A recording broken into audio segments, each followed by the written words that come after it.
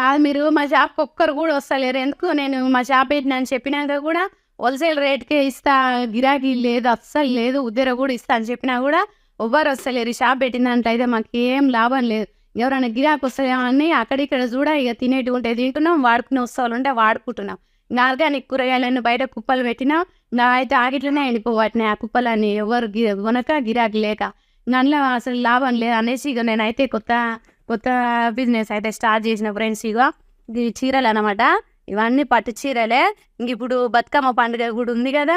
బతుకమ్మ పండుగ నుంచి స్టార్ట్ చేస్తే ఇక బతుకమ్మ పండుగకు దసరా, దీపావళి, సంక్రాంతి, ఉగాది దాకా దయచేసి నా దగ్గర కొనుక్కోండి. ప్రతి ఒక్కరు మీకు ఏ చీర, ఏ పట్టు చీర నచ్చినా ఇప్పుడు నేను పెట్టిన దాంట్లో స్క్రీన్‌షాట్ తీసి నాకు పెట్టండి.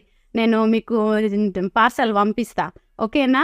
సరే ఈ బిజినెస్‌లన్నా రూ. 10 మిగిలిపోయినా సరే నాకు గాని ఆడికాడికి అయ్యేటట్టు అన్నా చూడు ఫ్రెండ్స్ దయచేసి. ఇవన్నీ కొత్త చీరలే, పాత చీరలు అనుకునేరు. ఏం